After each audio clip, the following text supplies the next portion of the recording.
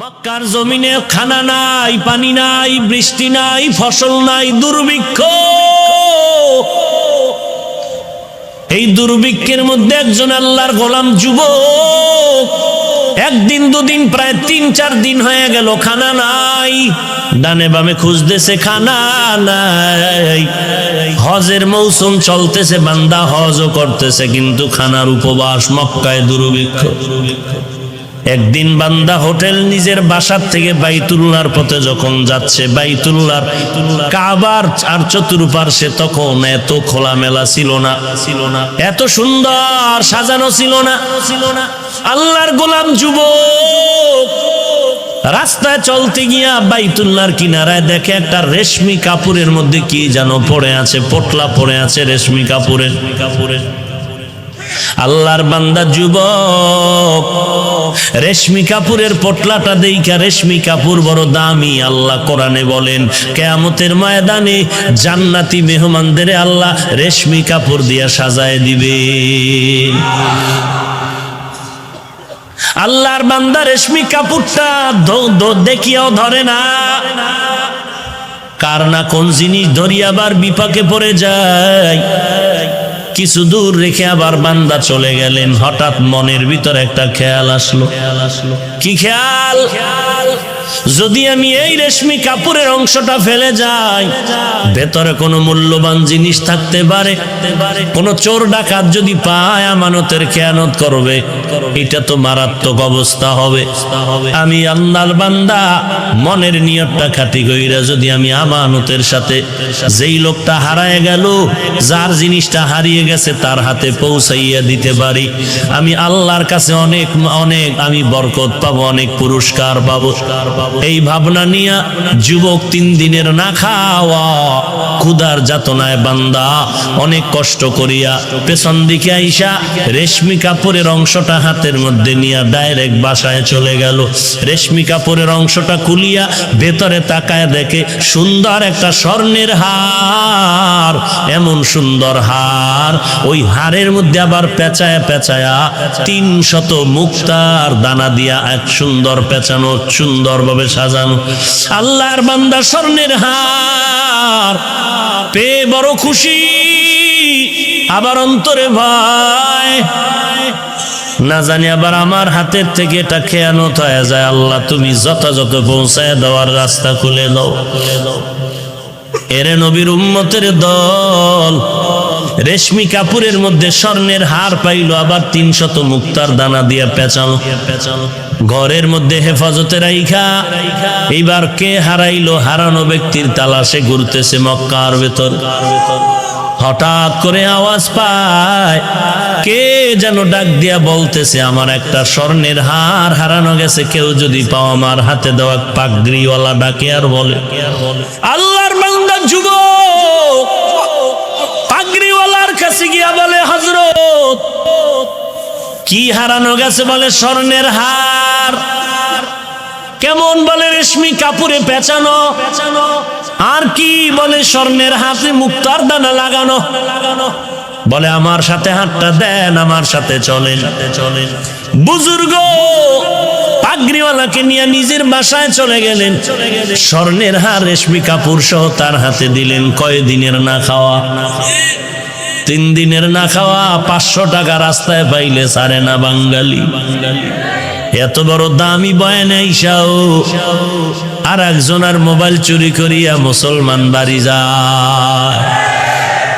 ওই যুবক 3 দিনের উপবাস। ওই পাগড়িওয়ালা বলেছিল যে আমার হারানো হাতটা ফিরায় দিবি, তাকে আমি 100 টাকা দান করে দিব হাদিয়া। যুবক মালটা তার হাতে আমানত দিয়ে এবার বিদায় নেয়। এখন বুজুর্গ বলে হাদিয়া নেও। বলে আমি এখন এর বিনিময়ে হাদিয়া নিব না, আমি চাই আমার আল্লাহ দিবে। বলে হাদিয়া নেও। বলে না, হাদিয়া হিসাবে এই মুহূর্তে নিব না। 3 দিনের না খাওয়া, হাদিয়া দেওয়া সুন্নত, নেওয়া সুন্নত। তারপরও যুবক নিলেন না। তাকওয়া কার ভয়? हर के दारत खौफे हक दर दिल मदम जन्नतुल मअवा देहद उरा मकाम। बुजुर्गरे हातটা দিয়ে চলে গেল পাগড়িওয়ালা বুজুর্গর দিলে বড় আফসোস, এমন একটা সৎ ছেলে কে যে আমাদের হার ফিরায় দিল, হাদিয়াও নিল না। যুবক বাইতুল্লাহর কিনারায় বইয়া মন ভরে তার জন্য দোয়া করলেন। শেষ হয়ে গেল। যুবক কাফেলা নিয়ে বাড়িতে রওয়ানা। বিমান নাই, রকেট নাই, তখন তো স্টিমার, নদীপথে সফর। নদীপথে সফরে রওয়ানা। আল্লাহর কঠিন পরীক্ষা। নদীর ভেতরে যাওয়ার পরে তুফান শুরু হয়ে গেল। তুফানের এক পর্যায়ে স্টিমার পানির নিচে চলে গেল, ডুবে গেল। ওই আল্লাহর গোলাম তাকওয়াওয়ালা যুবক ওই স্টিমারের একটা বয়া ধরে হাত ধরে রাখলো। আল্লাহ পাক নদীর পানিকে হুকুম দিলেন, আমার বান্দাটারে কিনারায় পৌঁছায় দাও। 3 দিনের না খাওয়া বান্দা আল্লাহর গোলাম যুবক পানিতে ভাসতে ভাসতে জংলার কিনারায় চলে গেল। নদীর ওপার উইঠা তাকায় দেখে চতুর্দিকে জঙ্গল, রাস্তা নাই, চলার মতো অচেনা পথ। আল্লাহর বান্দা তাকওয়ার মানদণ্ডে আল্লাহর ভয় নিয়ে রাস্তায় হাঁটে আর আল্লাহর নামের জিকির করে। আল্লাহর জিকির করে। আল্লাহ বলেন ফাজকুরুনি আযকুরুকুম।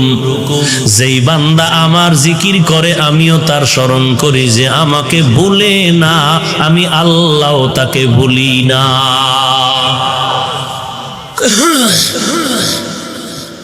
আল্লাহর বান্দা জংলার কিনারায় হাঁটতেছে, রাস্তা নাই। কিছু দূর গিয়া দেখে জংলার মাঝখান দিয়ে একটা সরু পথ। যুবক আল্লাহর গোলাম ওই পথ দিয়ে হাঁটতেছে, দেখি কোথায় যাইতে পারি, অচেনা পথে চলতেছে। হেঁটে হেঁটে ভিতরে গিয়া তাকায় দেখে আল্লাহর ঘর, একটা মসজিদ দেখা যায়। আল্লাহর বান্দা মসজিদে ঢুকলেন। নামাজের সময় হয়ে গেল, বান্দা নামাজ আদায় করলেন। নামাজের পরে বান্দা বসে বসে আল্লাহর কোরআন তেলাওয়াত করে। আল্লাহকে পাওয়ার জন্য যত মাধ্যম আছে এর মধ্যে গভীর মাধ্যম হলো 2টা। 1 নম্বরে নামাজ, 2 নম্বরে কোরআন শরীফের তেলাওয়াত। আজকে মুসলমানের মধ্যে নামাজের দুর্বলতা, তেলাওয়াত তো নাই। আপনার কি আমার তো তেলাওয়াত নাই। রমজান চলে যায়, একটা খতম দিতে কষ্ট হয়। পুরাটা বছরে কোরআন খতমের কোনো চিন্তাই করি না। কোরআন তেলাওয়াত মানে কালামুল্লাহ।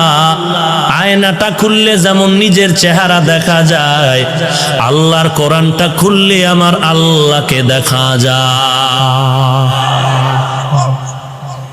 কোথায় গেল কোরআনের আওয়াজ?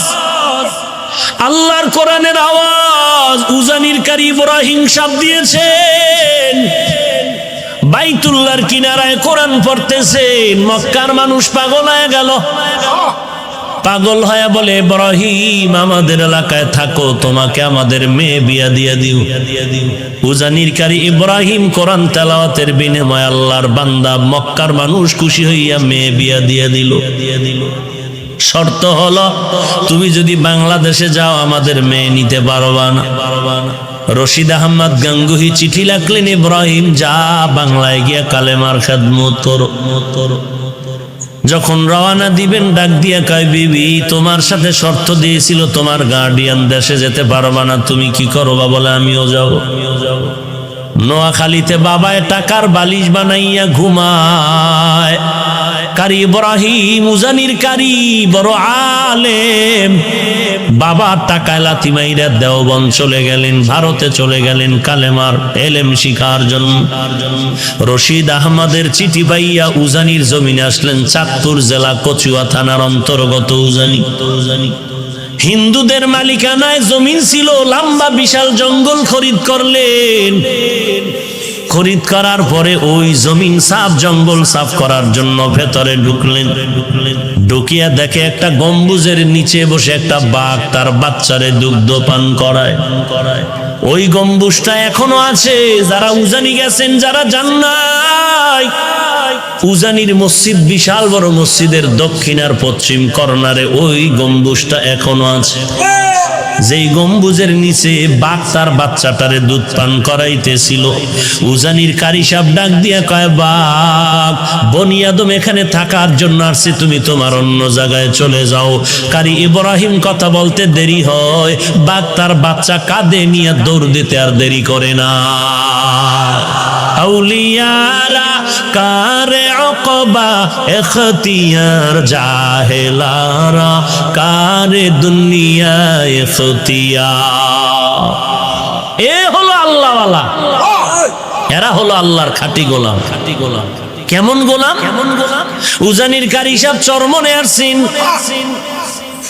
সৈয়দ ইসহাক রহমাতুল্লাহ আলাইহির আমন্ত্রণে আসলেন।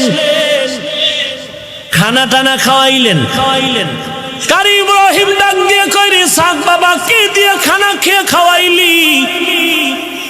বলে, গোশত, বিরিয়ানি, কোরমা।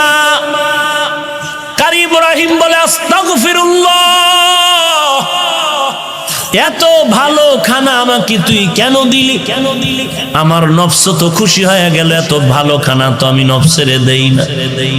হুজুর, আপনি খাইলেন, টের পান নাই? বলে, এটা বুঝার কায়দা নাই। ওরে আল্লাহওয়ালারা দেখতেছো, ওদিকে তাকায় আছে, মনে হয় যেন কি দেখতেছি। আশরাফ আলী থানবী রহমাতুল্লাহ আলাই মুসল্লিদের নিয়ে, ভক্তদের নিয়ে রাস্তা দিয়ে হাঁটতেছেন। হঠাৎ করে রাস্তার কিনারায় দেখে সুন্দরী মেয়েরা কলস ভরে ভরে পানি নেয়, পাত্রে পানি নেয়। হঠাৎ একটা নজর দিলেন আশরাফ আলী থানবী। এক নজরে তাকায় আছেন, মনে হয় যেন মেয়েদের দিকে কি খারাপ দৃষ্টিতে তাকাইছেন। ভক্তরা কিছু বলে না, বেয়াদবি হয়ে যাবে। খানে কায়েমদা দিয়ে যাওয়ার পরে হযরতের কাছে প্রশ্ন করলেন, হযরত, আপনি মেয়েদের দিকে তাকাইলেন কেন? একটু জানতে মনে হয় জানতে চাই। আশরাফ আলী থানবী হাকিমুল উম্মত বলে, যাও তোমরা ওই এলাকা একটা ঘুরি দিয়া খবর নিয়ে আসো। তারপরে খবর নিয়ে দেখে ওই বাড়ির মধ্যে কান্নার আওয়াজ, ওই মেয়েটা এখন আর জমিনে জিন্দা নাই। আশরাফ আলী থানবী কয়, রে ভাই, আমি নজর করে দেখলাম ওর উপরে কেমন যেন পরকালের বাহিনী, পরকালে আজরাইলের আক্রমণ, আজরাইলের আনাগোনা আমার অনুভব হইল। এই জন্য আমি দেখলাম যে হায়াত তো বেশিক্ষণ নাই। এটা বান্দার তবেই ব্যাপার না, এর নাম হলো কারামত।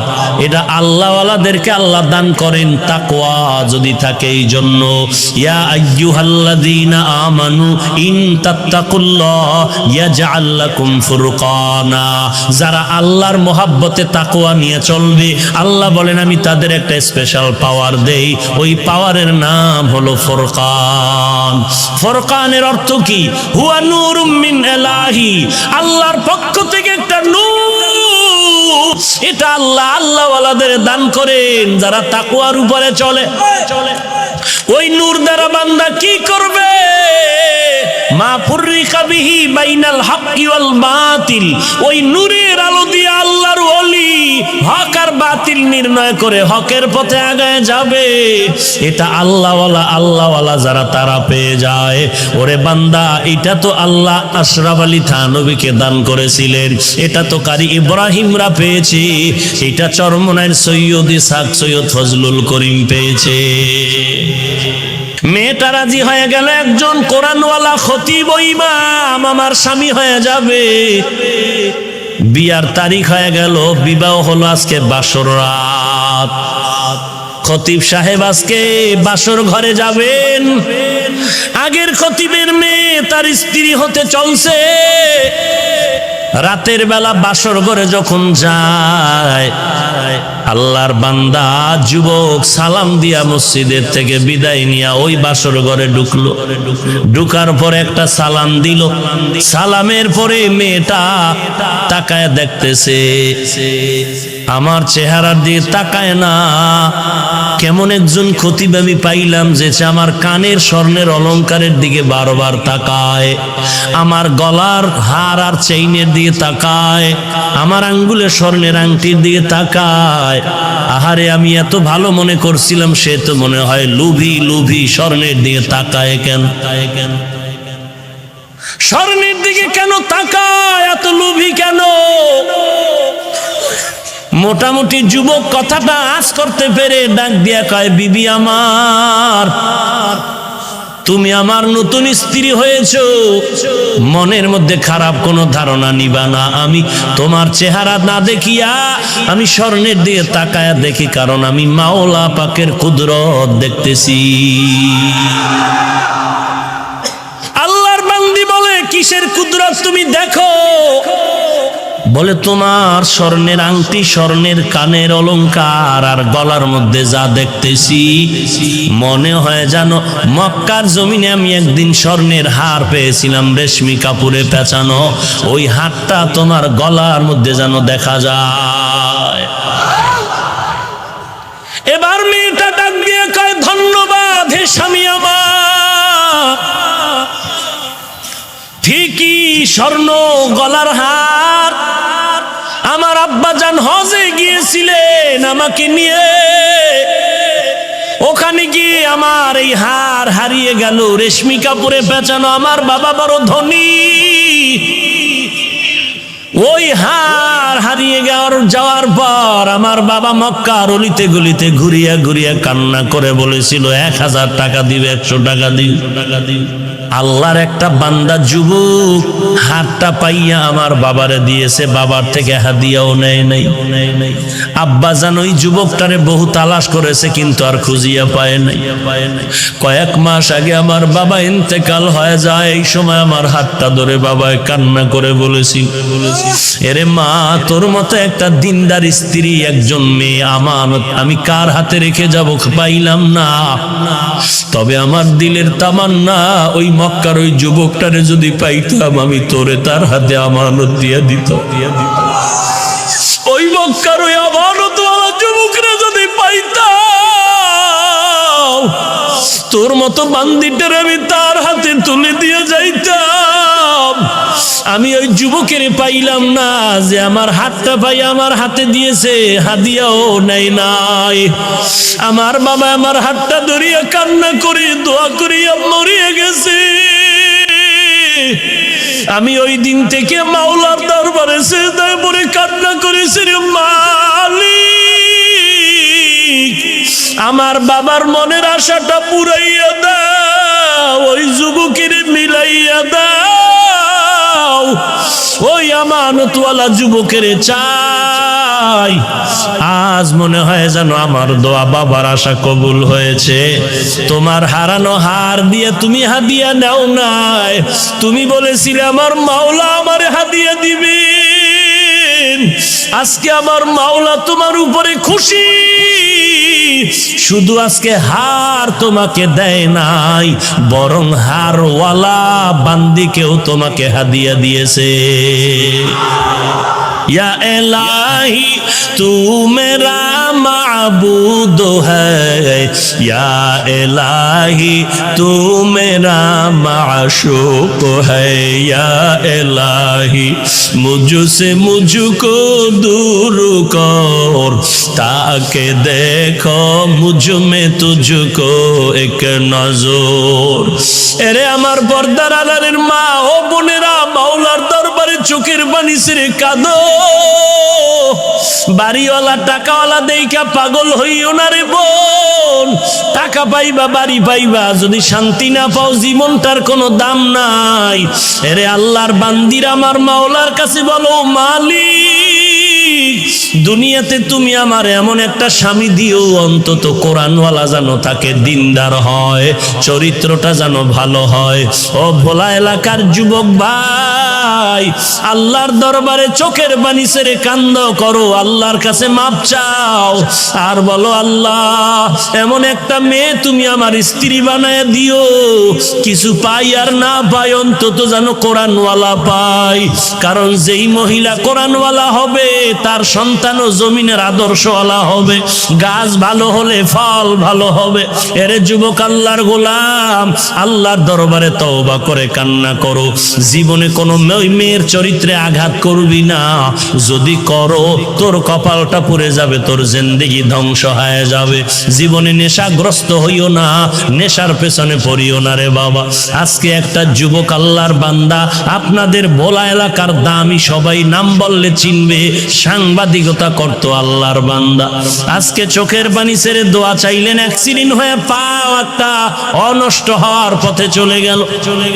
আমাকে আগের ছবিগুলো দেখাইলো আর বলল হুজুর আমি অল টাইম পিস্তল নিয়ে চলতাম, বলার মধ্যে আমার সামনে একটা চোখ তুলে কথা বলার কেউ ছিল না, কিন্তু আপনার বয়ান শোনার পর আমি এমন ভাবে মজবুত হয়ে গেছি, আমি প্রতিদিন নামাজ পড়ি রাতের বেলায়, অসুস্থ অবস্থায় নামাজ ছাড়ি না।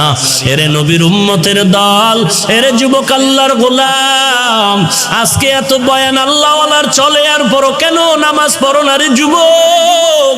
আজকে আমি টুপি ফালাই না, শীতের মধ্যেও নামাজ বাদ দেই না, কারণ তুমি বলো টুপি মাথায় দিলে গরম হয়, মাথা তোমার থেকে কম বুঝি না, দাড়িটা রাখলে যৌবনের ভাব চলে যায়, তোমার থেকে কম বুঝি না, এরপরও কেন টুপি ফালাই না, দাড়ি ফালাই না, নামাজ ছাড়ি না? একমাত্র কারণ আল্লাহর কোরআন সত্য, নবীর কথা সত্য। গুনাহগার হয়ে কবরে গেলে কবরের আযাব সত্য হয়ে যাবে। জমিন থেকে 9,30,00,000 মাইল উপরে সূর্য রাতের বেলা নাই, এত ঠান্ডার মধ্যে এত গরম লাগে, এত ঘাম। আল্লাহর নবী বলেন দুনিয়ার ঘরে আগুন লাগলে যেমন পানি ছাড়া ঠান্ডা করা যায় না, এই দুনিয়ার গরম থেকে জাহান্নামের আগুনের গরম আরো কঠিন। পরে আল্লাহর নবী বলেন গুনাহগারেরা যদি গুনাহ নিয়ে কবরে যাও, ওই কবরের মধ্যে দুই পার্শ্বের মাটির চাপ, একটা নয় দুইটা নয় 70 থেকে 99টা সাপের কামড়। এরে নবীর উম্মত সাহাবায়ে কেরাম শুধু কবরের চিন্তায় কান্না, খানা নাই, ঘুম নাই। এরে যুবক আল্লাহর গোলাম, হাতের মধ্যে একটা বেতের বাড়ি দিলে সহ্য করা যায় না, গুনাহ নিয়ে কবরে গেলে মাটির চাপ কেমনে সহ্য করবা? আল্লাহর দরবারে তওবা করো হে মালিক। এই ময়দানে ডানে বামে তাকায় দেখো, তোমার মতো কত যুবক দাড়িওয়ালা 5 ওয়াক্ত নামাজি, তুমি কেন পারবা না? তোমার মতো যুবক ব্যবসা করে নামাজ ছাড়ে না, তুমি কেন পারবা না? তোমার মতো যুবক ড্রাইভারি করে নামাজ ছাড়ে না, তুমি কেন পারবা না? আল্লাহর কাছে তওবা করো, চোখের পানি ছেড়ে কান্না করো, আল্লাহ গুনাহ নিয়ে কবরে যাব না, তোমার দরবারে আমি তওবার দরজায় ফিরে আসলাম, তুমি আমাকে মাফ করে দাও। জীবনে আর নামাজ ছাড়বো না, জাহান্নামের আগুন সহ্য করতে পারবো না।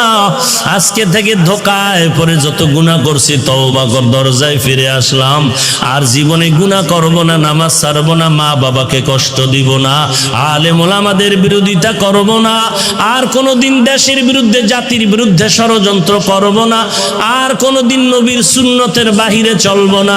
জীবনে টুপি আর ছাড়বা না, নামাজ ছাড়বা না। ওরে আমি টুপিদারির কারণে তো আমাদের সম্মান কমে নাই, তুমিও বাজার করো, আমিও বাজার করি, তুমিও 3 বেলা খাও, আমিও 3 বেলা খাই, তুমিও বিয়া শাদী করেছো, আমিও করেছি। ওরে বাবা বলো, টুপিদারির কারণে তো আমরা নিচে পড়িয়া যাই নাই, বরং সর্বোচ্চ সম্মানে আল্লাহ রেখেছেন। তবে তওবা করো, আল্লাহর কাছে চোখের পানি ছেড়ে কান্না করো। কান্না যদি না থাকে আল্লাহকে বলো, আল্লাহ কান্নাওয়ালা চক্ষু দাও। এক ফোঁটা চোখের পানি যদি তোমার চোখ থেকে বের হয়ে যায়, মদিনা মদিনার নবী বলেন, গাভীর ওলান থেকে দুধ বের করে ভেতরে যেমন ঢুকানো সম্ভব না, কান্নাওয়ালা বান্দাকে জাহান্নামে দেওয়াও সম্ভব না। এখানে আপনারা বসছেন বয়ানে, ঘর পর্যন্ত যাওয়ার গ্যারান্টি কারো হাতের মধ্যে নাই। অতএব তওবা করো, আল্লাহ আর গুনাহ করব না, নামাজ ছাড়বো না রে মালিক, আজকে থেকে খাঁটি মনে তওবা করে নিলাম। গলায় ছুরি আসলে মরে যাব, আর কোনোদিন গুনাহের পথে যাব না, আর কোনোদিন অসামাজিক কাজ করব না, আর কোনোদিন নেশাগ্রস্তের লাইনে চলবো না। তওবা করার যদি খাঁটি নিয়ত থাকে, অন্তরে যদি কোনো ভেজাল না থাকে, মুনাফিকি না থাকে, খাঁটি তওবার নিয়তে দুটো হাত আমার আল্লাহকে দেখায় দাও। আয় আল্লাহ, সবার হাত আপনি কবুল করে নেন, আমাদের তওবা কবুল করে নেন। আয় আল্লাহ, তওবার উপরে মজবুত হয়ে চলার তৌফিক দান করেন, ঈমান ও আমল মজবুত করে দেন, নবীজির সুন্নতের উপরে চলার তৌফিক দান করেন। আয় আল্লাহ, সুন্নতের আমলওয়ালা জিন্দেগি দান করেন, গুনাহের প্রতি ঘৃণা জমায়ে দেন, বেশি বেশি নেক আমলের আগ্রহ বাড়ায় দেন, আমিন। আজকে এখানে এই যে বললাম, আপনার আল্লাহ আমার আল্লাহ সব এক, আপনার নবী আমার নবী এক, আপনার কোরআন আমার কোরআন এক, আপনার আল্লাহ এক, নবী এক, কোরআন এক, আপনার আমার ধর্ম এক, কালেমা এক। আপনার আমার দুনিয়াতে আসার সিস্টেম এক, বিদায় বেলার সিস্টেম এক, কাফন এক, কালার এক, কবরের সাইজও এক, কবরের প্রশ্ন তিনটা তাও এক। তাহলে আমি আপনাকে বয়ান করব কেন? বয়ান তো বিধর্মীকে করব। যেই মানুষ আমার আল্লাহ চিনে না, নবী চিনে না, কোরআন বুঝে না, হাদিস বুঝে না, কাবা চিনে না, এদেরকে তো বয়ান করব। আপনি তো আল্লাহ মানেন, নবী মানেন, কোরআন মানেন, হাদিস মানেন, কালেমা মানেন, আপনাকে বয়ান করব কেন? বয়ান করব কেন না, বরং আপনাদের পেছনে ঘুরতে ঘুরতে ঘুরতে ঘুরতে পাগল। ফজরের পরে বয়ান, জোহরের পরে বয়ান, আসরের পরে বয়ান, মাগরিবের পরে বয়ান, সারা রাত বয়ান, দৌড়াইতে দৌড়াইতে ঘুম নাই, খানা নাই। আপনাদের এত বয়ান করার পরেও কেন এত দুর্বলতা? আমি এমন মুসলমান, টুপি মাথা থেকে খুলতে চাই না, বড় লজ্জা। আপনি এত ভিআইপি মুসলমান যে টুপি দিতে চান না, লজ্জা। আপনি বড় আশেকে রসুল তো, আমি ছোট আশেক। আমি মুসলমান, দাড়ি কাটতে লজ্জা পাই, আর আপনি কেমন মুসলমান যে দাড়ি রাখতে লজ্জা পান? আপনি বড় আশেকে রসুল। আমি নবীর আশিক, মসজিদে না ঢুকলে লজ্জা পাই, আর আপনি রসুলের আশিক, মসজিদে ঢুকতে গেলে লজ্জা পান। আমি পর্দা না করলে লজ্জা পাই, আর আপনি পর্দা করতে গেলে লজ্জা পান। বড় আফসোস, সেদিন একটা যুবক মোনাজাতের পরে স্টেজ থেকে নামার সময় হাতটা ধইরা দোয়া চায়, আর বলে, হুজুর আমি আর্মির চাকরি করি, হঠাৎ করে ছেড়ে দিয়েছি। কেন? এই মুহূর্তে তো আর্মির বড় মূল্য। আমাকে বারবার টর্চার করা হয় মানসিকভাবে, দাড়ি কেটে ফেল। আমি রসুলের মোহাব্বতে চাকরি ছেড়ে দিয়েছি, চাকরি চলে যাবে, দাড়ি কাটবো না। ও মুমিন বাবারা, আপনার ইমান আমার ইমান। একজন মুমিন কয় আমি মরিয়া যাব, চাকরি যাবে, নামাজ ছাড়বো না। আর একজন ইমানওয়ালা কয় আমার নামাজ যায় যাক, চাকরি ছাড়বো না। মুমিনে মুমিনে ব্যবধান আছে না নাই? বড় কঠিন জিনিস কিন্তু। একজনে বলে পর্দা লঙ্ঘন হয়, আমি এখানে কাজ করব না। আর একজনে বলে পর্দা করার দরকার নাই, আমার চাকরি ঠিক রাখবো, সেও মুসলমান। সবকিছুর মূলে বুঝের অভাব। কিসের অভাব? আমার বুঝ টুপি মাথায় দিলেই শান্তি আর সম্মান, আপনার বুঝ হলো টুপি না দিলে সম্মান। বুশটা যেদিন ঠিক হয়ে যাবে সেদিন আপনার গালেও দাড়ি উঠবে, জেনারেল লাইনে থাকলেও আর দাড়ি ছাড়বেন না, কারণ আপনার বুশ ঠিক হয়ে গেছে। বুশটা ঠিক করার জন্যই উলামায়ে কেরামের বয়ান। রহমতের নবী জীবন ভর কষ্ট করেছেন, মানুষকে দ্বীনের দিকে ডাকছেন। সারা দুনিয়ার সমস্ত মুমিন মুসলমান নবী রসুল যত কষ্ট করেছেন এর থেকে কোটি গুণ কষ্ট রসুল করেছেন একা। এজন্য নবী বলেন, আল্লাহ যাকে মোহাব্বত করবেন, ভালো চাইবেন, তাকে তাফাক্কুহ ফিদ্দীনের মাকাম দান করবেন, দ্বীনের সহি বুঝ দান করবেন। এখানে এত মানুষ, সবাই খুশি, এত লোক, কিন্তু আমি অতটা খুশি না। কেন? এখানে অনেক মানুষ বসে আছে, সবাই দাবি করে আশেকে রসুল, অথচ ফজরের নামাজ অনেকে পড়ে নাই, জোহর পড়ে নাই, আসর পড়ে নাই, মাগরিব পড়ে নাই, এশাও পড়ে নাই। আছে না নাই? নামাজ না পড়ে যদি আশেক হয় তাহলে আমরা নামাজিরা বন্ধ। অথচ রহমতের নবী বলেন, বাইনাল আবদি ওয়া বাইনাল কুফরি তারকুস সালাহ। মুমিন আর বেঈমানের মাঝে ব্যবধান হলো নামাজ। বেঈমানেরা নামাজ পড়ে না, মুমিন যারা তারা নামাজ ছাড়ে না।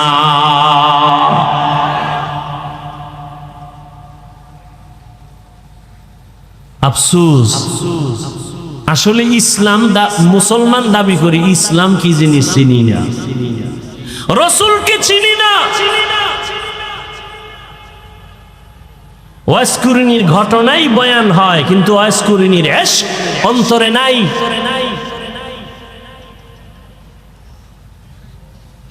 খাজা মঈনুদ্দিন চিশতি আজমিরি রাহমাতুল্লাহ আলাইহির বয়ান হয়, কিন্তু তিনি রসুলকে যেই পরিমাণ মোহাব্বত করেছেন ওই পরিমাণ মোহাব্বত খাজা মঈনুদ্দিনের ভক্তদের অন্তরে নাই। দাবি করে ভক্ত। আমি সারা বাংলাদেশে বলি, যারা শাহজালালের ভক্ত দাবি করো,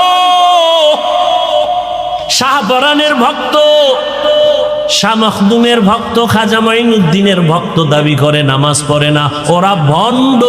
আর আমরা নামাজিরাই হলাম আসল ভক্ত। তুকু যাও সুন্নতে अहमद को जा बा मोहम्मद कै बुअद निस्बत तोरा कार शैता मी कुनी नामत बोली गरोली लस्तो नानत बरवली मन अहब्बा सुन्नती कौले रसूल मजदाए का नमाई हम कुन कबूल। ओ गो नबीर उम्मतेरा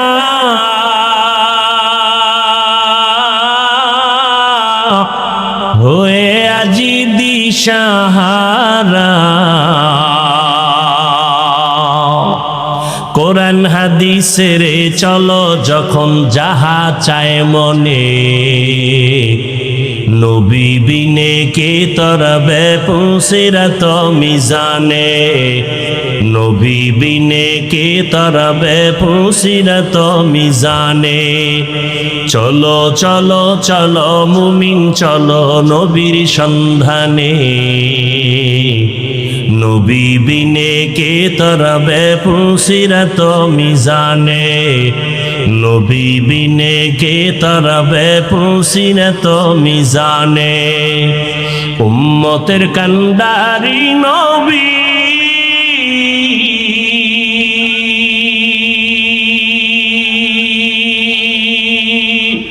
কাঁদছেন উম্মতের লাগি,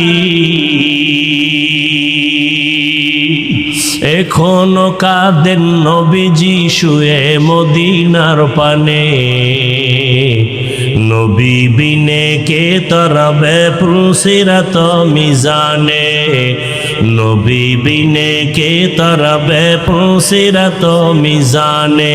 চলো চলো চলো মুমিন চলো নবীর সন্ধানে, নবী বিনে কে তরাবে পুসিরাত মিজানে, নবী বিনে কে তরাবে পুসিরাত মিজানে। আপনাদের খারাপ লাগে? নবী আমার জীবন ভরে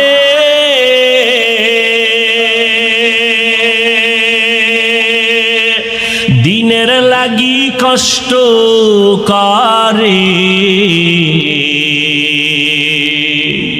দান দান শহীদ করিলেন অহুদেরই ময়দানে।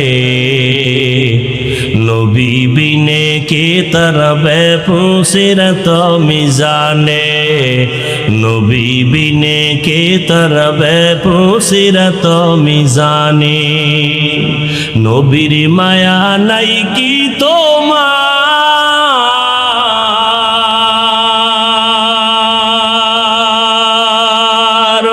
কেমনে দুঃখ দাও যে আবার। দরুদ পড়ো স্মরণ করো প্রথম ঘাটি কাফনে, নবী বিনে কে তরাবে পুসিরাত মিজানে, নবী বিনে কে তরাবে পুসিরাত মিজানে। চলো চলো চলো মুমিন চলো নবীর সন্ধানে, নবী বিনে কে তরাবে পুসিরাত মিজানে, নবী বিনে কে তরাবে পুসিরাত মিজানে। এরে নবীর আশিক রহমতের নবী আমার শুধু উম্মতের জন্য জীবনকে বিলায় দিয়েছে। তাইফের জমিনে রাসূলের উপরে এত আক্রমণ, বৃষ্টির মতো পাথর মেরে রাসূলকে রক্তাক্ত করে ফেলেছে তাইফের কাফেরের সন্তানেরা। আল্লাহ বরদাস্ত করতে পারেন নাই, বলে জিবরাইল যাও, রাসূলের শরীর মুবারকে মশা মাছি পড়া হারাম, ওই শরীরে পাথরের আঘাত, রক্ত পড়ে জুতা আটকায় গিয়েছে, যাও এখনই তায়েফের জমিন উল্টায় সব ধ্বংস করে দাও। জিবরাইল এসে নবীকে বলেন, ও নবী একটু অর্ডার দেন তায়েফবাসীকে ধ্বংস করে দেই। নবী বলেন, খবরদার তায়েফের বেঈমানের মারিও না রে জিবরাইল, ওরা আমাকে চিনে না, আমি ইয়াতীম, ওরা আমাকে জানে না আমি কত বড় দিলওয়ালা। দোয়া করি একদিন আমাকে চিনবে, দিনের কাজে ওদের সহযোগিতা পাওয়া যাবে। কাফেরেরা নবীরে মারে, নবী গালি দেয় না, বরং আল্লাহ অর্ডার দেয় মারার জন্য, নবী আবদার করে মারিয়েন না। ও বরুরার জলমের মুসলমান, দুইটা পা ধরে বলেছে রে যুবক, ও পর্দার আড়ালের মা বোনেরা, ও বৃদ্ধ বাবাজি, ও ব্যবসায়ী বাবারা, কই রাসূলের আদর্শ, কই তোমার আদর্শ? কাফির আল্লাহ কয় মেরে ফেল, নবী বলে মারিও না। আর আজকে মুসলমান হইয়া মুসলমানের বিরুদ্ধে আন্দোলন করো, মুসলমান হইয়া মুসলমানের বিরুদ্ধে ষড়যন্ত্র করো, এটা রাসূলের ইশক মোহাব্বত যার আছে সে কখনো করতে পারে না। তুকু যাও সুন্নতে আহমদ কুজা বা মোহাম্মদ কৈবুদ নিসবতরা মান আহাব্বা সুন্নতি কৌলে রসুল মজদায়ে কানা মাই হাম কুন কবুল। কষ্ট হইতেছে আপনাদের? কোন দলের গোলাম হইেন না, আল্লাহর গোলাম হন। কোন ব্যক্তির আদর্শের গোলাম হয়েন না, রসুলের আদর্শের গোলাম হন। কার আদর্শ? রসুলের আদর্শ থেকে দামি কোন আদর্শ কারো কাছে আছে? রহমতের নবীর আদর্শ কত সুন্দর! রহমতের নবীর আদর্শ সারা জমিনে কোনদিন শান্তি আসবে না। নবীর আদর্শ, জবানের হেফাজত করো, কাউকে গালি দিবা না। কেন? আমার নবীর হায়াতে কোনদিন কাউকে একটা গালি দেন নাই। হাজারো গালি নবী শুনছেন, একটা গালির জবাবও নবীজি দেন নাই। কেমন মায়ার নবী আমার! রহমতের নবী দুটো চোখ মোবারক গরম করে কারো দিকে রাগে তাকান নাই। কারণ রহমতের নবী যদি চোখ গরম করে তাকায়, লোকটা জাগায় আগুনের মতো পুড়িয়া ছাই হয়ে যাবে। রসুলের চোখের পাওয়ারের অ্যাকশন এত বেশি। নবী গালি দিবেন দূরের কথা, গালির জবাবও দুই চোখ দিয়ে কোনো দিকে তাকায় গরম ভাবে তাকান নাই। যদি তাকায় সে পুড়িয়া যাবে। ও ভাই, চোখ কান খোলা, আপনাদের দেশের পরিস্থিতি, দুনিয়ার পরিস্থিতি সব দেখতেছেন। আজকে সব বিধর্মী একদিকে যাচ্ছে, মুসলমানদের উপরে নিষ্পেষণ, অত্যাচার, জুলুম। এ জমিন থেকে শুধু টার্গেট মুসলমানকে ধ্বংস করা। ফিলিস্তিনের জমিনে মুসলমানের অপরাধ কি? আসামের মুসলমানের কি অপরাধ? কাশ্মীরের মুসলমানের কি অন্যায়? কোনো অপরাধ নেই। সব বিধর্মী এক হয়েছে। ওদের বাহাদুরি টিকাইয়া রাখার জন্য ইসলাম বাধা। দুর্নীতিবাজের দুর্নীতির পথ পরিচালনার ক্ষেত্রে ইসলাম বাধা। চোরের জন্য চুরির পথে ইসলাম বাধা। জালেমের জুলুম করার পথে ইসলাম বাধা। এজন্য সব চোর, ডাকাত, দুর্নীতিবাজ, চাঁদাবাজ আর ধান্দাবাজ এরা ইসলাম চায় না। ইসলাম, অথচ মাইকেল বলবে ইসলাম শান্তির ধর্ম, সে মানে না। কেন? ওরা জানে আসলেই ইসলাম শান্তির ধর্ম। মানলে আমাদের স্বার্থ মতো চুরি করা যাবে না, দুর্নীতি করা যাবে না। এই জন্য ইসলামের জিকির করে কিন্তু ফিকির নাই, মানে না। রসুলের থেকে সুন্দর আদর্শ কারো কাছে আছে? থাকলে বলেন আমি হাফিজুর রহমান ঘোষণা দিলাম, রসুলের থেকে যদি আরো সুন্দর আদর্শ কারো কাছে থাকে আমি সেইটা নিব, রসুলেরটা বাদ দিব। বলেন রসুলের থেকে আর সুন্দর আদর্শ কারো কাছে আছে?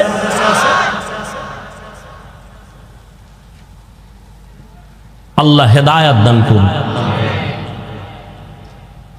পৃথিবীতে একজন রাষ্ট্র পরিচালনাকারী রাজনীতিবিদ, নেতা,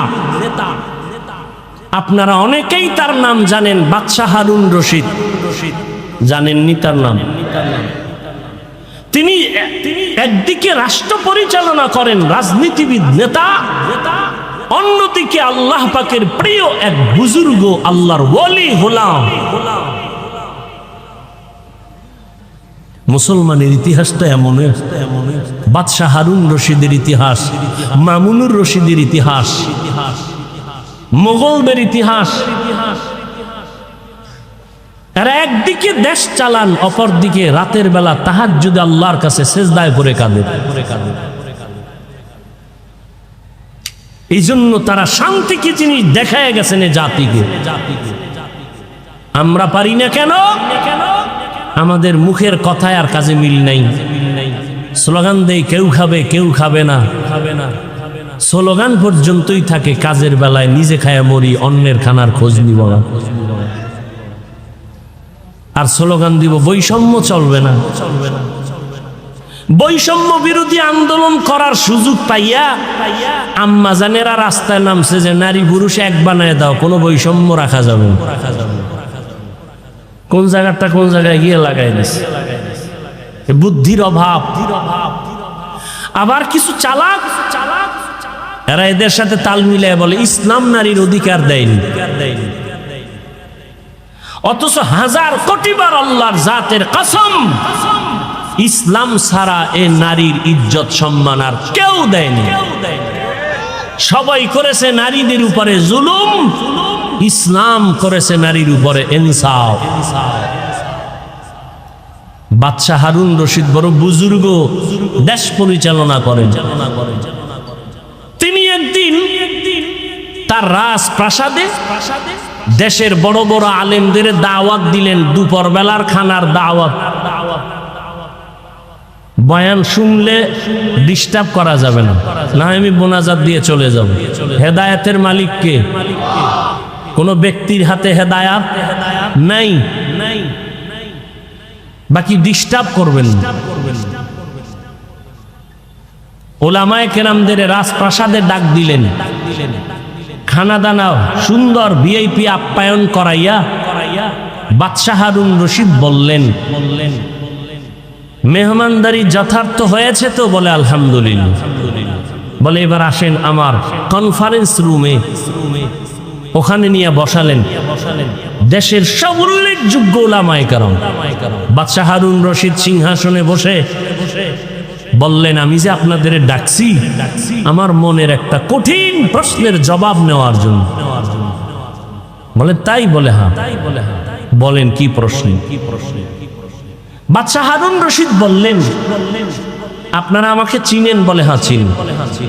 আমি শুধু দেশ চালাই এতটুকুই না, আমি দ্বীনের পথে আমল করার জন্য চূড়ান্ত চেষ্টা চালাই।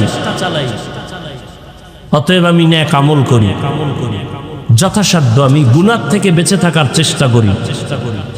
আমি আপনাদের থেকে জানতে চাই, আমি বাদশাহ হারুন রশিদ জাহান্নামী নাকি জান্নাতি? ওলামাদের মজলিসে প্রশ্নটা ছেড়ে দিলেন। একজন একজন করে সবাই এক আওয়াজ দিলেন যে আপনি জান্নাতি না জাহান্নামী এটা বলার কোনো পাওয়ার, কোনো সুযোগ আমাদের?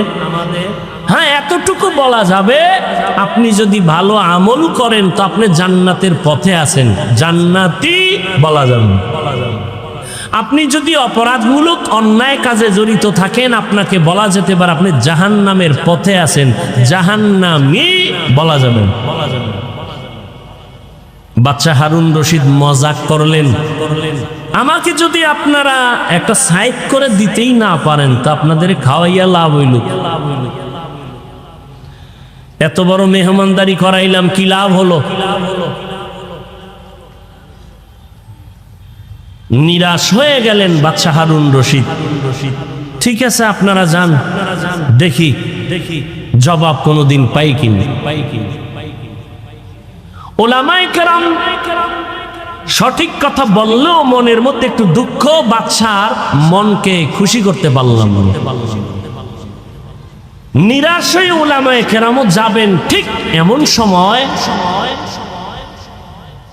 ওই মজলিসের পেছনে একটা 9 বছরের বালক দাঁড়ায় গেল। দাঁড়ায় বললেন, বেয়াদবি ক্ষমা চাই। বাদশাহ জাহাপনা, আপনি যদি হুকুম দেন জবাবটা আমি দিব। কয় তাদের মতো না আলাদা? বলে আলাদা দিব। ঠিক আছে দাও, আমাকে কাছে নেন। 9 বছরের বালককে বাদশাহ রাস্তা করে কাছে আনলেন। 9 বছরের বালক বাদশাকে বললেন, প্রশ্নের জবাবটা কি আপনি দিবেন না আমি? বলে তুমি দিবা।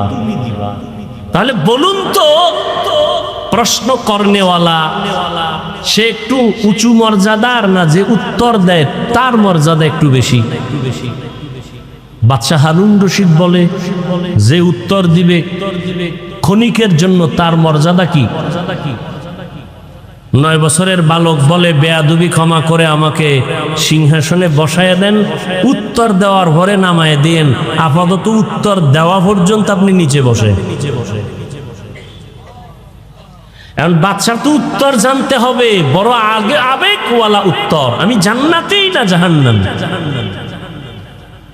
এখন বাদশা যেহেতু জবাব চায় আর সব আলেমরা তাকায় আছে, এই ছোট বাচ্চা কি বলবো? ওই যে শুরুতে বলছিলাম বান্দা চাইলে কিছুই, আল্লাহ চাইলে। বাচ্চা হারুন রশিদ চাইছিল আলেমরা জবাব দিবে, কিন্তু আল্লাহ চাইছে বাচ্চারে দিয়া জবাব দেও, রেডি হও। বাদশা কয় ঠিক আছে, এই প্রহরী না, আমাকে নিচে বিছানা দাও, বাচ্চাকে সিংহাসনে বসাও। 9 বছরের বালকের সিংহাসনে বসায় দিল, বাদশা হারুন রশিদ নিচে বস। 9 বছরের বালক হারুন রশিদের সিংহাসনে বসিয়া জবাব দেওয়ার আগে বলে, এলেমের মর্যাদা তো এমনই হয়। কিসের মর্যাদা? এলমেরা এজাজ করদান বেহিসাব, খলকেরা দাদান জবাবে বা সওয়াব হক নাদারত, দোস্তে খলকা জারেরা নিস্তে খসলত কে দিনদারেরা। 9 বছরের বালক বাদশা হারুন রশিদের সিংহাসনে বইয়া প্রথম একটা ভাষণ দিয়া কয়, এত বড় বড় উলামায়ে কেরামের মজলিসে আমি 9 বছরের সন্তান, বাদশাকে নিচে বসাইয়া সিংহাসনে বসছি, এটা আমার বাহাদুরির কিছু নাই, আল্লাহর দেওয়া এলেমের বরকত। কিসের বরকত? এলেমের বরকত। এলেমওয়ালা কোরআনওয়ালারা টাকাওয়ালার পেছনে দৌড়াবে কেন? কোরআনের এলেম সিনাই নিয়ে চলো, টাকাওয়ালা তোমার পেছনে দৌড়াবে। কোটি টাকার মালিকে দেখো, অভাব হয় না দূর, গরিবে ঘুমায় আরাম করে মনটা বাহাদুর। ফেরাউনের লাশটা দেখো মিশর জাদু ঘরে, খায় না মাটি পোকা মাছি সবাই ঘৃণা করে। হৃদয়ে থাকিবে যার নম্রতা সদা, রহমত আসিবে সে তা প্রভুর ওয়াদা। বড়র বাড়াই থাকলে দিলে রহমত আসবে না, নিজেকে নিজে ছোট মনে করিও সাদা। উঁচু জমিন থেকে পানি নিচু জমিনে যায়, তেমনি খোদার রহমত আসে নম্রতার হৃদয়। ভোগবিলাসের বাড়ি গাড়ি পরে রবে সব, থাকতে সময় স্মরণ করো আল্লাহ আমার রব, থাকতে সময় স্মরণ করো আল্লাহ আমার রব। দুনিয়ার সব শেষ হয়ে যাবে, কে থাকবেন? জিন্দেগি মে বন্দগি তু কর নাহি, জিন্দেগি মে বন্দগি তু কর নাহি, जिंदगी बे बंदगी शर्मिंदा है, जिंदगी बे बंदगी शर्मिंदा है। दुनिया में हो दुनिया का तलबगार ना हो, बाजार से गुजर हो खरीदार ना हो। ये दुनिया एक मिसले कागज फूल है, ये दुनिया एक मिसले कागज फूल है। जिंदगी में बंदगी तू कर नहीं, जिंदगी बे बंदगी शर्मिंदा है, जिंदगी बे बंदगी शर्मिंदा है। जिंदगी में बंदगी कुन बंदगी, বন্দেগি বে জিন্দেগি শর্মিন্দগি। আল্লাহ তাআলা বলেন ওয়াম্মা মান খাফা মাকাম রাব্বিহি হাওয়া ফাইন্নাল জান্নাতা হিয়াল মাওয়া। হাসরের দিন আল্লাহর আদালতের সামনে দাঁড়াইয়া হিসাব দেওয়ার ভয় অন্তরে জমা করে দুনিয়ায় বসে যারা গুনাহ থেকে নিজেকে বাঁচায় রাখবে, আল্লাহ বলেন আমি ওয়াদা করলাম তাকে বিনা হিসাবে জান্নাত দিয়ে দিব। আতিনা ফি দার দুনিয়া না হাসান, আতিনা ফি দারে উকবা না হাসান, ইয়া গিয়াসাল মুস্তাগীসিন নাহদিনা নাফতিখারা বিল উলুমে ওয়াল গিনা। কার ভয়? আল্লাহর ভয়। 9 বছরের বালক সিংহাসনে বসিয়া বলে ইলমের মর্যাদা তো এমনই হয়। ওলামায়ে কেরাম তাকায় আছে, আমরা জবাব দিতে পারলাম না, 9 বছরের বালক কি জবাব দিবে? 9 বছরের বালক ডেকে বলে বাদশাহ আপনার প্রশ্নটা আবার রিপিট করেন। বাদশাহ হারুন রশিদ বলে আমাকে বলে দাও আমি জান্নাতি নাকি জাহান্নামী? সব আলেমরা বলেছিল জান্নাতি বা জাহান্নামী নিশ্চিত বলা যাবে না। 9 বছরের বালক বাদশাকে জবাব দিয়া বলে আমি নিশ্চিত বলে দিলাম, আপনার কাছে আমার জানার একটা বিষয় বলেন। কি? বলে আপনার জীবনে এমন কোন ঘটনা ঘটছে কিনা? বলে কি ঘটনা? বলে আপনার জীবনে আপনার সামনে সুন্দরী রূপসী রমণী দাঁড়ানো, চাইলেই আপনি গুনাহ করতে পারতেন। সুন্দরী রমণী নীরবে দাঁড়িয়ে আছে অপলক দৃষ্টি দিয়ে, আশেপাশে কেউ নাই, চাইলেই আপনি ওই সুন্দরী রমণীকে নিয়ে আনন্দ করতে পারতেন, গুনাহ করতে পারতেন, কিন্তু আপনি সে করার সুযোগ পেয়েও গুনাহ করেন নাই। এমন কোন ঘটনা জীবনে হয়েছে কিনা বলেন? বাদশা হারুন রশিদ বলেন আল্লাহর জাতের কসম এরকম ঘটনা একবার আর দুবার না, বারবার আমার সামনে কত সুন্দরী, কত রূপসী, সুদর্শন, কত রমণী দাঁড়ানো, আমি চাইলেই গুনাহ করতে পারতাম। বারবার এরকম সুযোগ আছে, কিন্তু আমি গুনাহ করি নাই আল্লাহর আযাবের ভয়। 9 বছরের বালক বলে আল্লাহর উপরে ভরসা করে আমি বললাম আপনি নিশ্চিত জান্নাতি। সব উলামায়ে কেরাম আতঙ্কিত হয়ে গেলেন, কেউ আমরা নিশ্চিত জান্নাতি বলতে পারলাম না, তুমি বললা তার দলিল দাও। 9 বছরের বালক বলে দলিলটা আমি মন গড়া দিব না, আমার আল্লাহর কোরআনের আয়াত দিয়ে দলিল দিব। দাও দলিল। বাচ্চা বলে দলিল নাও। ওয়া আম্মা মান খাফা মাকাম রাব্বিহি ওয়া নাহান নাফসা আনিল হাওয়া ফাইন্নাল জান্নাতা হিয়াল মাওয়া। হর কে দারত খৌফে হকদার দিল মাদাম জান্নাতুল মাওয়া দেহাত উরা মাকাম জুজবা হকচি জে মাখাজ ইনসুজা ফজলে উআ মস্তে দর জুমলা জাহা।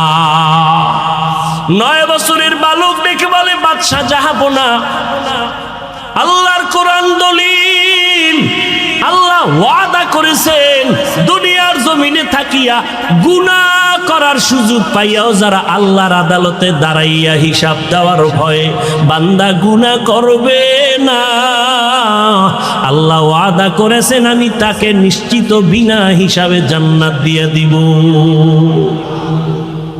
আল্লাহর কোরআনের আয়াত দিয়ে আমি দলিল দিলাম। বাদশাহ হারুন রশিদ জান্নাতের মেহমান। ও জালেমের মুসলমান, ও যুবক,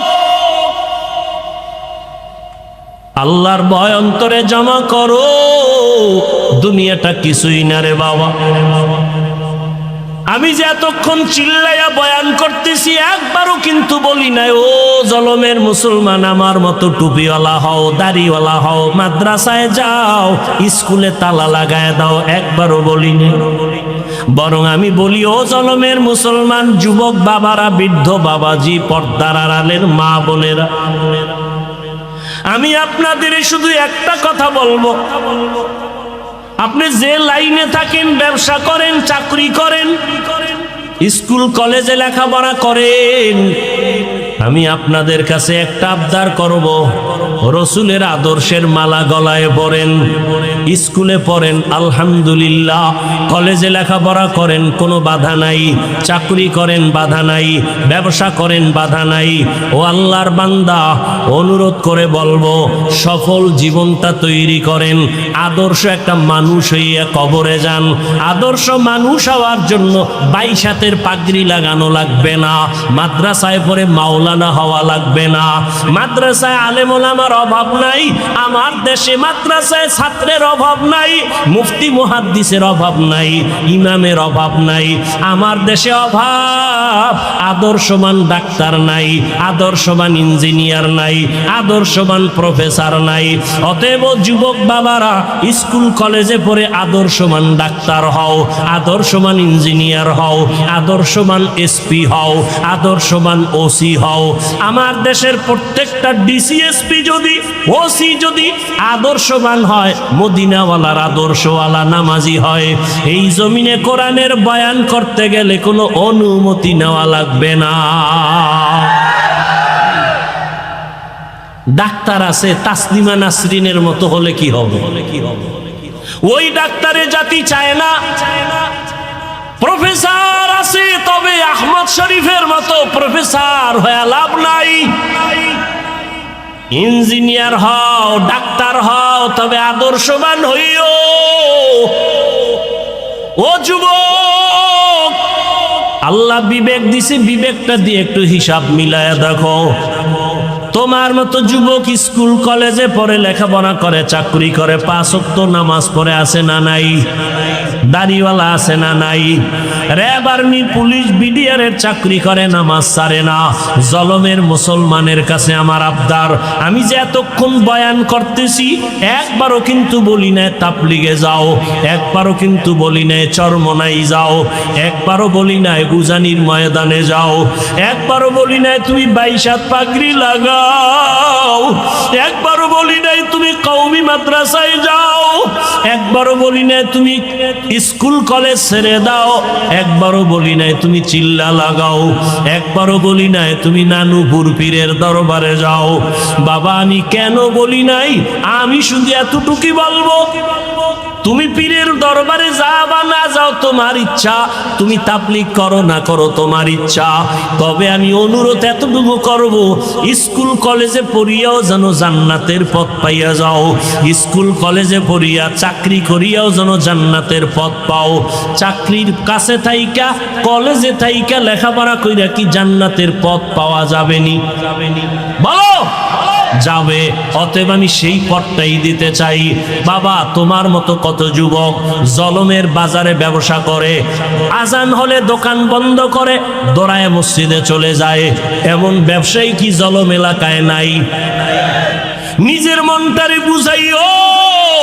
আমি কিন্তু হুজুর হইতে বলি নাই, বরং আমি বললাম তোমার মতো জেনারেল লাইনের যুবক যদি ব্যবসা করে, নামাজ পড়ে, বলো তোমার পায়ে হাত রাইখা বলি, বলো তুমি কেন নামাজ পড়তে পারো না? তোমার মতো বাংলা লাইনের মানুষটা ময়দানে কৃষিকাজ করিয়াও যদি নামাজ পড়ে, বলো বাবা তুমি কেন নামাজ পড়তে পারবা না? আমার রসুলের আদর্শ নামাজ, আমার নবী অসুস্থ হইয়াও নামাজ ছাড়েন না।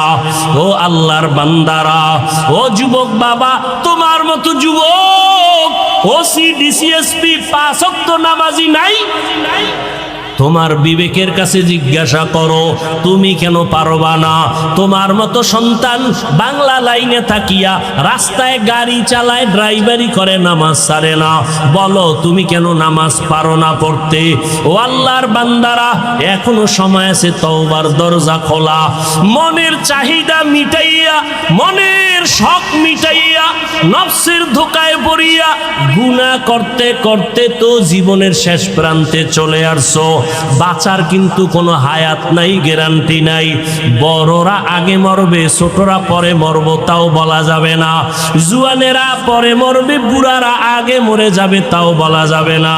মা বাবা আগে মরে যাবে, সন্তানেরা পরে মরবে তাও বলা যাবে না।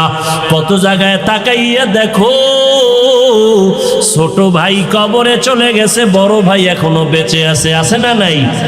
কত বুড়ারা এখনো আছে সুস্থ, কিন্তু যুবক মানুষ অসুস্থ। ও যুবক, তাকাইয়া দেখো, গাড়ির নিচে তোমার আমার মতো কত যুবকের লাশ, পানির নিচে কত লাশ, ঘুমের বিছানায় কত লাশ, মহামারী করোনায় কত লাশ, ডেঙ্গুর ভিতরে কত যুবকের লাশ, ঘুমের বিছানায় মরণের যুবকের লাশ। কয়দিন আর বাঁচবারে বাবা? মনের শখ মিটাইয়া গুনাহ তো কম করো নাই। মনে চাইছে নামাজ পড়বা না, কতবার নামাজ ছাড়লা। মনে চাইছে দাড়ি রাখবা না, রাখো নাই। মনে চাইছে পার্কে পার্কে ঘুরবা, অনেক জীবন কাটাইলা ঘুরে ঘুরে। মনের জাল মিটাইয়া গুনাহ তো কম করলা না। আরে আমার মাওলার কথা কি তোমার মনে পড়ে না? রহমতের নবীর কথা কি তোমার অন্তরে আসে না? ওলামায়ে কেরামের বয়ান কি তোমার অন্তরে ধাক্কা লাগায় না? ও যুবক, সাহাবায়ে কেরাম নবীর হাতে কালেমা পড়িয়া জান্নাতের টিকিট পাইয়া মৃত্যু পর্যন্ত শুধু কান্নার আওয়াজ। আল্লাহর আদালতে কেমনে দাঁড়াইয়া জবাব দিব? আবু বকরের কান্না, ওমরের কান্না, ওসমানের কান্না, জীবনটা কান্নায় কাটায় দিলেন। আর তোমার আমার তো কোনো আমলের খবরই নাই, চোখেও পানি নাই রে যুবক। কয়দিন আর জীবনের বাহাদুরি করবা, যৌবনের বাহাদুরি করবা? এখনো সময় আছে, তওবা করে নাও। ডাক্তার হও, তবে আদর্শবান ডাক্তার হইও। ইঞ্জিনিয়ার হলে আদর্শবান ইঞ্জিনিয়ার হইও। বলবা হাফিজ ভাই, আদর্শবান ডাক্তার হওয়ার জন্য কি করতে হবে? ভালো করে মনে রাখবা, তিনটা জায়গায় বেয়াদবি করা যাবে না। যদি করো তো জীবনে ডাক্তার হতে পারবা, আদর্শবান হতে পারবা না। ইঞ্জিনিয়ার হতে পারবা, আদর্শবান হতে পারবা না। এক নাম্বার জায়গা, মা বাবার সাথে বেয়াদবি করা যাবে না। দ্বিতীয়, মুরব্বী ওলামায়ে কেরামের সাথে বেয়াদবি করা যাবে না। আর একটা হলো তোমার শিক্ষকের সাথে বেয়াদবি করা যাবে না। এই তিন জায়গায় যদি বেয়াদবি করো, আল্লাহর কসম আদর্শবান হতে পারবা না, সম্মান জীবনে আসবে না, বরং মরণের আগে তোমার পতন শুরু হয়ে যাবে। মা বাবার সাথে যদি বেয়াদবি করো, মরার আগেই তোর বিছানায় পড়ে পঙ্গু হয়ে যাবি। যদি শিক্ষকের সাথে বেয়াদবি করো, আর শিক্ষক যদি কষ্ট পায়, একটা নিঃশ্বাস ফেলে দেয়, মরার আগে জীবন ধ্বংস হয়ে যাবে। মুরব্বী ওলামায়ে কেরামের অন্তরে যদি কষ্ট দিয়া চলো, জীবনটা মরণের আগে ব্যাহত হয়ে যাবে। এই জন্য তিন জায়গায় বেয়াদবি করা যাবে না। ও পর্দার আড়ালের আম্মা জানেরা, বোনেরা, আপনার মতো কত মা কত বোন এই এলাকায় এখনো আছে, নামাজ ছাড়ে না, বেপর্দায় চলে না, সন্তানটাকে আদর্শওয়ালা বানানোর চেষ্টা করে, স্বামীর মাল হেফাজত করে, খেয়ানত করে না, মোবাইলে সময় নষ্ট করে না। ও আম্মা জানেরা, আপনাদের এই সন্তানদের যত বয়ান করলাম, এই বয়ানগুলো কাজে লাগানোর জন্য আপনাদের মেহনত আর দোয়া লাগবে। কারণ আপনাদের দোয়া ছাড়া সন্তানের জীবনে সফলতা আসবে না। মা বাবার চোখের পানি আর দোয়া সন্তানের সফলতার চাবি। মা বাবার চোখের পানি আর দোয়া না থাকলে আমি এই চেয়ারে বসতে পারতাম না। মা বাবার চোখের পানি দোয়া না থাকলে তুমিও লেখাপড়ায় ভালো নাম্বার পাইতা না, চাকরি করতে পারত পারতা না, তোমার বাড়ি গাড়িও হতো না, সম্মানের চেয়ারও পাইতা না। ওই মা বাবার দোয়া নাও। ও পর্দার আড়ালের আম্মা জানেরা, আপনার মতো কত মা কত বোন পর্দা করে, স্বামীর মাল হেফাজত করে, নামাজ পড়ে, আপনারা কেন পারবেন না? আপনাদের এত সম্মান আল্লাহ দান করেছেন। আপনারা নবীদের মায়ের মতো দামি মা, সাহাবায়ে কেরামদের মায়ের মতো দামি মা, খাদিজা রাদিয়াল্লাহু আনহার মতো দামি নারী। আপনারা তো আয়েশা রাদিয়াল্লাহু আনহার মতো দামি নারী। আপনারা তো ফাতেমা রাদিয়াল্লাহু আনহার মতো দামি নারী। আপনারা তো ইসমাইল নবীর মা হাজেরা আলাইহা সালামের মতো দামি নারী। আপনারা তো ঈসা নবীর মা মারিয়াম আলাইহা সালামের মতো দামি নারী। এই দুনিয়াতে আল্লাহর এক বড় দুশমন ছিল ফেরাউন। জানেননি তার স্ত্রীর নাম কি? আসিয়া। এত বড় বেঈমান ফেরাউনের স্ত্রী আসিয়া কি আল্লাহকে এতটা আপন করে নিলেন। ফেরাউন এত বড় বেঈমান, অথচ তার ঘরে থেকে আসিয়া আল্লাহকে মোহাব্বতের বন্ধনে নিয়া এমন দামি হয়ে গেলেন।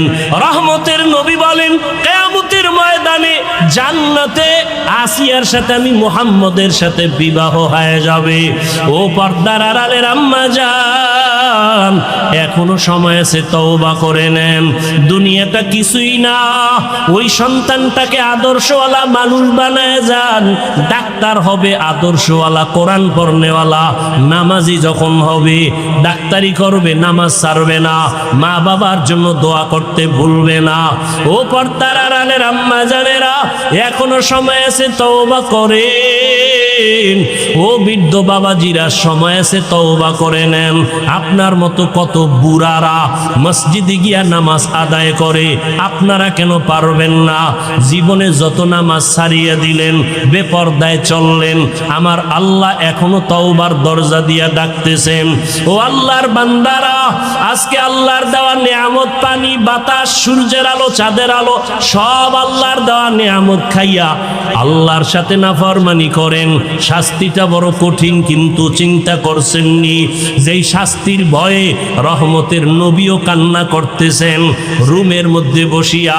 আম্মা জান আয়েশা রাদিয়াল্লাহু আনহা রহমতের নবীর কান্না দেখে বলেন, ইয়া রাসূলুল্লাহ, আপনি আমার রুমে বসে কান্না করেন কেন? আমি আয়েশার কোনো বেয়াদবির কারণে নাকি? নবী বলেন, না আয়েশা, তোমার কোনো বেয়াদবি না। নবী বলেন, তো আম্মা জান বলেন, কাদার কারণ কি? রহমতের নবী বলেন, ও আয়েশা, আমার উম্মতের নিয়ে চিন্তা করি, হাসরের ময়দানে আমার উম্মতের উপায় কি হবে? কিয়ামতের ময়দান বড় ভয়ঙ্কর হবে। আম্মা জান বলেন, নবী কেমন ভয়ঙ্কর? ও জনমের মুসলমান বাবারা, পর্দার আড়ালের মা বোনেরা, রহমতের নবী বলেন, ও আয়েশা, হাসরের ময়দানে মানুষগুলো সব উলঙ্গ দাঁড়াবে, নারীরাও উলঙ্গ, পুরুষেরাও উলঙ্গ দাঁড়াবে। সূর্যটা মাথার উপরে চলে আসবে। সূর্যের গরমে গুনাহগারের মাথার মগজগুলো ভাতের মারের মতো ফুটবে। ওদিকে জাহান্নামের আওয়াজ, জমিনটা থরথর করে কেঁপে উঠবে। আমার আল্লাহ রাগ হয়ে বলবেন, লিমানিল মুলকুল ইয়াউম লিল্লাহিল ওয়াহিদিল কাহ্হার। আল্লাহ রাগ হয়ে যাবেন, মানুষগুলো পাগলের মতো হবে। ও আয়েশা, এতটা ভয়ঙ্কর হবে হাসরের মাঠ, আল্লাহর আদালতে কেউ দাঁড়াবার সাহসী পাবে না। নবীদের কোনো গুনাহ নাই, সেই নবীরা হাসরের ময়দানে কান্না শুরু করবেন। আদম নবী কাঁদবেন, নিজের উপায় কি হবে? ঈসা নবী কাঁদবেন, কি উপায় হবে? মুসা নবী কান্না করবেন, কি উপায় হবে?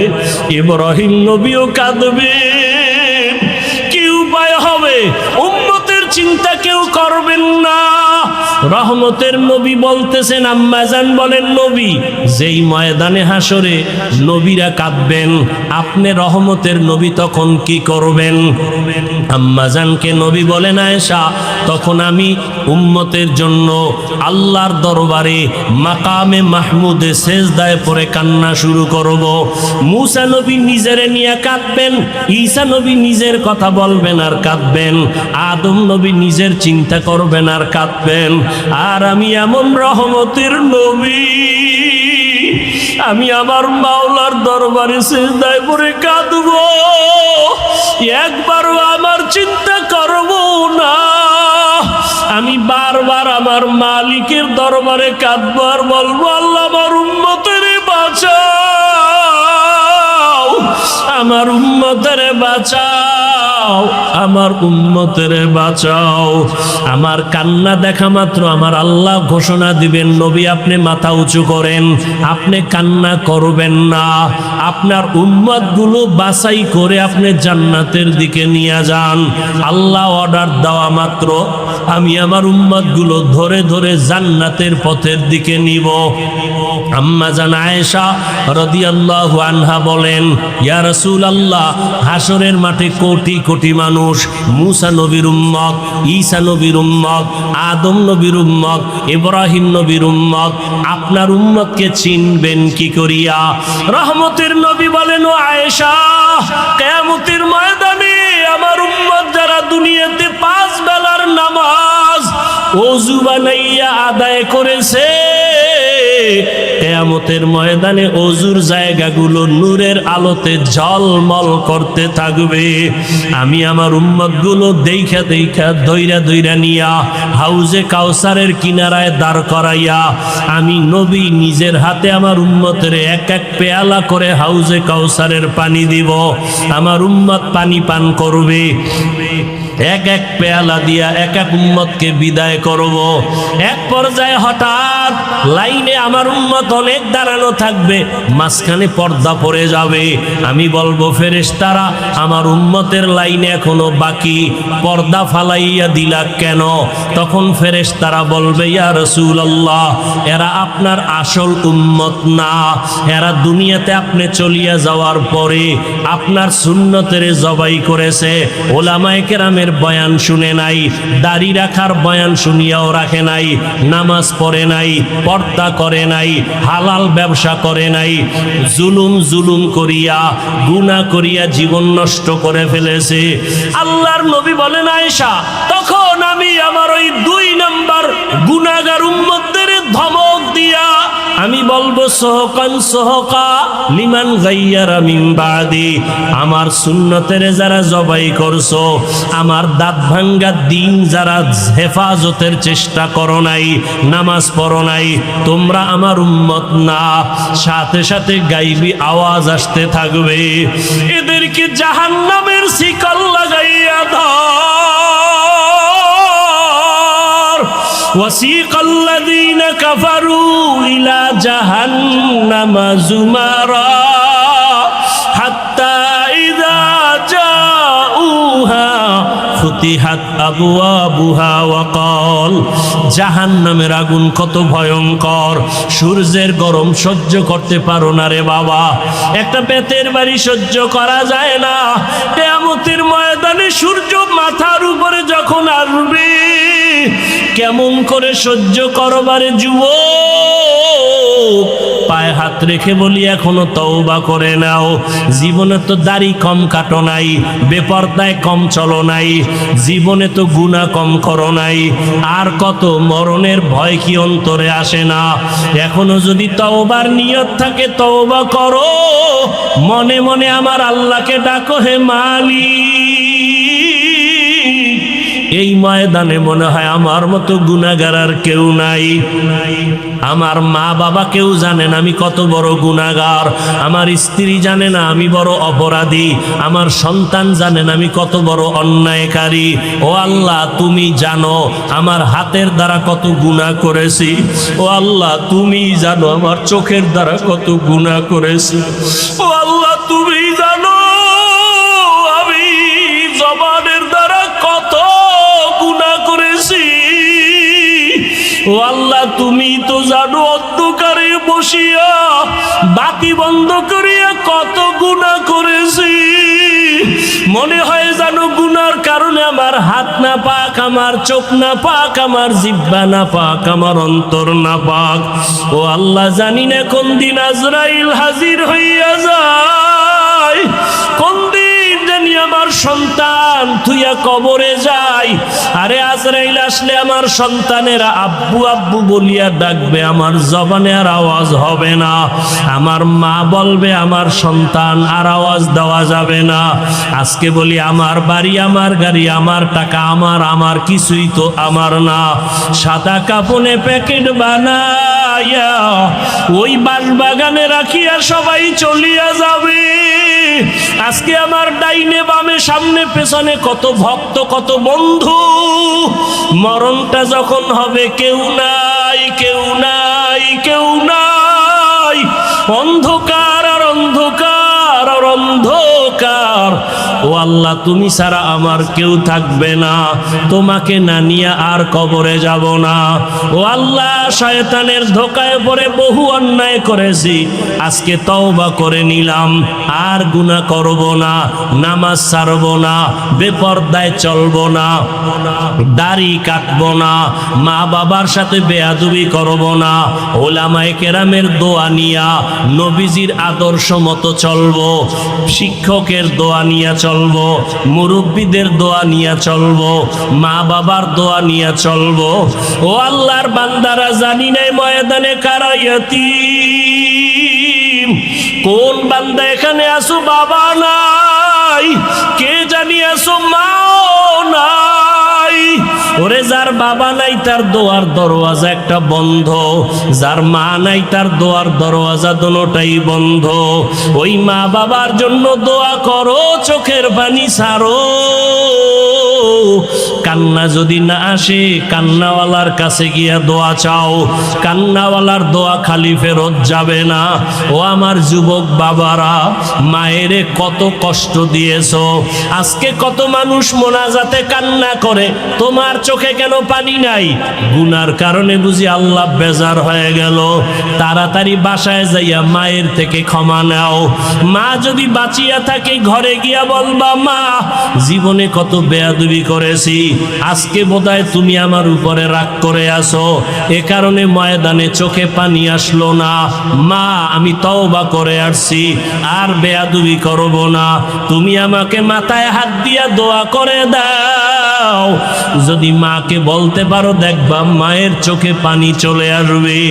মা ডাক দিয়া বলবে, আরশে আজিমের মালিক, আমার কলিজার সন্তানটাকে তুমি মাফ করে দাও। আমি মা দোয়া করি, ওকে কবুল করে নাও। মায়ের দোয়া, বাবার দোয়া ছাড়া কোনোদিন সফলতা আসবে না।